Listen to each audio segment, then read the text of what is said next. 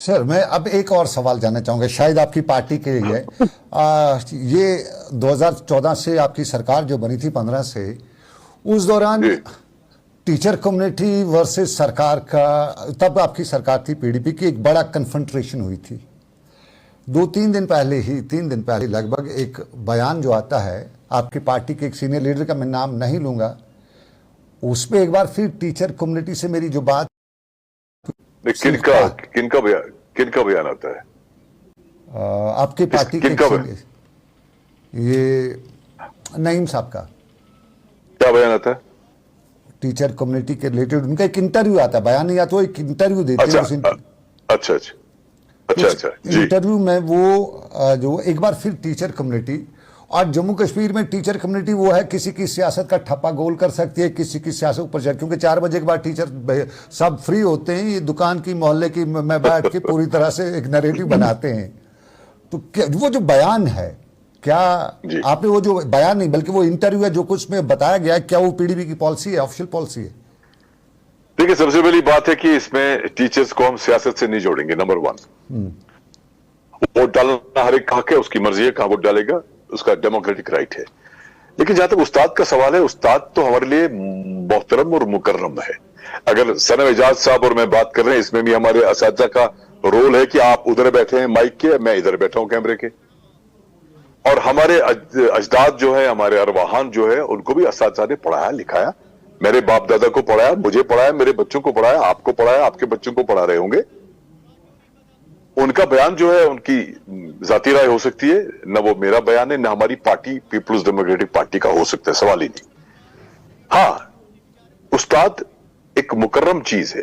मैं आपको बता दूंगा, कभी कभी इंसान सोचता है ना कि किस तरह से इन्होंने 90 के बाद मुश्किल हालात में स्कूल चलाए, मुश्किल हालात में बच्चों को पढ़ाया, और आज वही बच्चे शायद आपके केएस अफसर हैं, आईएएस अफसर हैं, आईएफएस अफसर हैं, पुलिस में डीएसपी हैं, पुलिस में इंस्पेक्टर हैं, पुलिस में सब इंस्पेक्टर हैं, क्योंकि वही 35-37 साल के तो है ना। यानी मुश्किल हालात में पढ़ा के उनको, बच्चों को यहां तक पहुंचाया। या कोई कारोबार भी करता है, इवन अगर कोई सोशल मीडिया भी बात करता है, उसको भी तो किसी ने पढ़ाया है ना। पढ़ाया तो है। तो उस्ताद का एहतराम नंबर 1। नंबर 2, उसके बाद एक और तबका आता है रहबर तालीम का। ये जब कॉन्सेप्ट आ गया, इसका कॉन्सेप्ट बेसिकली, ये हमें गलत है हम सबको, ये कॉन्सेप्ट बेसिकली किसी को रोजगार देना नहीं था ना। ये कॉन्सेप्ट ये था कि एक गांव में जिसमें स्कूल नहीं है, वहां स्कूल देना है, एजुकेशन करनी, और अगर उस गांव की कोई पत्ती है 1 किलोमीटर दूर, वहां अलग स्कूल देना है। फलसफा सिर्फ ये था कि इस छोटे नन्हे मुन्ने बच्चे को या बच्ची को 1 किलोमीटर से ज्यादा स्कूल नहीं जाना पड़े। एक बात, इसलिए स्कूल मिला तो ऑटोमेटिकली 2 लोगों को रोजगार मिला। 10+2 was the minimum qualification. Number 1। Number 2, अब इन्हीं को क्यों रहबर तालीम बनाया गया? इसलिए कि अगर आप डिस्ट्रिक्ट लेवल पे पोस्ट निकालते हैं तो आपको वहां पे टॉप मेरिटोरियस लोग आते हैं। उसमें से सपोज करके कोई बारामूला का है, उसको हमारे बांडीवाला या टंगमर्ग डंग जाना है, वो टाइम पे पहुंचता ही नहीं है, जल्दी निकलना पड़ता है, तो सफर स्कूल करता है, सफर बच्चे करते हैं। इसलिए ये कल्चर किया गया कि ये उसी गांव का बच्चा हो जो इसको 6ठी 7वीं 8वीं तक पढ़ा सके। ठीक है। और सबसे बड़ी अहम बात, उसी गांव का एक और लड़का जो जनरल लाइन टीचर है, वो 30,000 रुपए तनख्वाह लेता है। आप इस रहबर तालीम को 3,000 रुपए पे कर देते हैं, मिसाल के तौर पर। पढ़ाता ये भी है, पढ़ाता वो भी है। अब इस रहबर तालीम की कुर्बानी देखिए अब क्या है।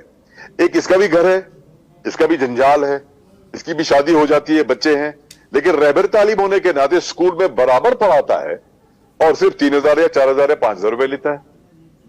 आई सल्यूट दैट रहबर तालीम जिसने इस पोजीशन में बैठ के कम तनख्वाह पे भी बच्चों को पढ़ाया और अपना घर चलाया। हाँ, एक बात होती है, ये उंगलियां 5 है, 5 की 5 बराबर नहीं है। समाज में हमारा तबकाजात है, घर में 5 लोग हैं, बराबर नहीं होते हैं। लेकिन अच्छा, दूसरी इंपॉर्टेंट बात, ये उस्ताद के साथ साथ बाकी भी, क्योंकि पिछले 35 साल में सबने झेला, चाहे पटवारी हो, चाहे एडब्ल्यू हो, चाहे एई हो, चाहे जेई हो, चाहे क्लार्क हो, चाहे चपरासी हो, उन्होंने भी मुश्किल हालात में काम किया। लेकिन टीचर्स को स्कूल जाके बच्चों को पढ़ाना था। अच्छा, अब आती है आपको इलेक्शन की ड्यूटी, तो टीचर और बाकी लोग, आपके बीएलओ कौन है मुझे बताइए? Teacher, booth level officers, teacher है। तो कुछ भी हो आप टीचर है। तो मुझे लगता है कि मुझे नहीं पता, बट हम हमारी पार्टी और सब लोग, आप भी, मैं भी, मैं सल्यूट करता हूं टीचर्स को।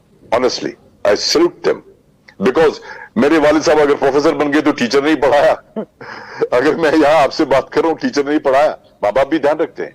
सो हम टीचर कम्युनिटी के जो इनका कंट्रीब्यूशन है, और एक और बात इंपॉर्टेंट है ना सरम जी, ये हमारे बेहतर और शानदार मुस्तकबिल की जमानत है। आज जब ये पढ़ाते हैं हमारे बच्चों को, मैं आज भी अपने असातिज़ा किराम के सामने बोल नहीं पाता हूं। कुछ गुजर गए, कुछ हैं, अल्लाह ताला उनको सलामत रखे, कुछ बीमार है उनको शफा बख्शे। आज भी एक बार मैं एक मीटिंग में गया क्रीडी में, मैं एमएलसी था तब, तो मैं तकरीर करने लगा। अचानक मुझे दूसरे सफे में अपने उस्ताद गुलाम मोहम्मद पंडित साहब अल्लाह सलामत रखे दौलतपुरा पे नजर पड़ी। Can you imagine, can you trust me, मेरी आवाज बंद हो गई। कौन बशारत बुखारी, शेरबीन, आज की सुर्खियां, हेलो रेडियो कश्मीर, मेरी आवाज बंद हो गई 30 सेकंड के लिए। और आप यकीन कर लीजिए, मैं नीचे उतरा स्टेज से, मैं उनके पास गया, उनको सलाम किया, हाथ मिलाया, उठाया, अपनी सीट पे रखा, तब जाके तकरीर की। कि मैं पंडित साहब के सामने इतना डर था उनका, ऐसा पढ़ाते थे, मैं बात ही नहीं कर पाया। वक्त इजाजत नहीं देता है, लेकिन नॉट कुछ भी हो, वी सल्यूट देम, उनके कंट्रीब्यूशन को, और दुआ करते हैं कि हमारे बच्चों को ठीक से पढ़ाएं ताकि हमारा मुस्तकबिल जो बेहतर हो, ताबनाक हो, रोशन हो।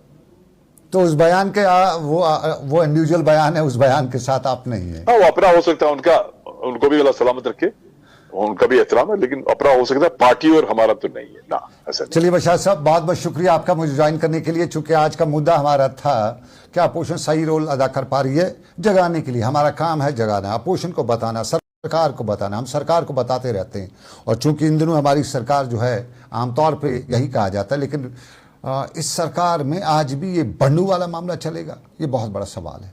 आज भी एमएलए साहब चिट्ठियां देता रहेगा, आज भी एमएलए साहब जो उसका कॉन्स्टिट्यूंसी फंड है उसको डाइवर्ट करता रहेगा।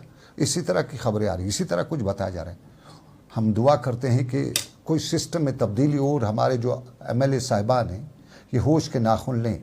समझ आ गया होगा पिछले 4-5 सालों में हमारे पॉलिटिशियंस को कि क्या कुछ हो सकता है, तो फिर भी अभी भी अगर ये हो रहा है तो अच्छा नहीं हो रहा है। हम किसी का नाम नहीं ले रहे हैं, लेकिन हम कहते हैं कि उमर साहब इस पर ध्यान देखें, उन तक बात पहुंचाने की, और अपोजिशन तक भी बात पहुंचाने की थी कि मुद्दे बहुत थे और भी गम है ज़माने में इस सियासत के सिवा, तो उन पे बात करें। स्टेटहुड भी अलग सी बात है, 370 भी हमारे लिए ज़रूरी है, लेकिन उसके साथ साथ पानी, बिजली, सड़क भी हमारे मसाइल हैं। अगर सरकार को जगाना है तो अपोजिशन को भी एक रोल अदा करना है। मुद्दा इतना ही। रिजवान सुल्तान के साथ देखिएगा आप दिन उर्दू खबरनामा। मुझे दीजिए इजाज़त, रात 9 बजे दिन भर में फिर होगी मुलाकात। अल्लाह हाफिज़।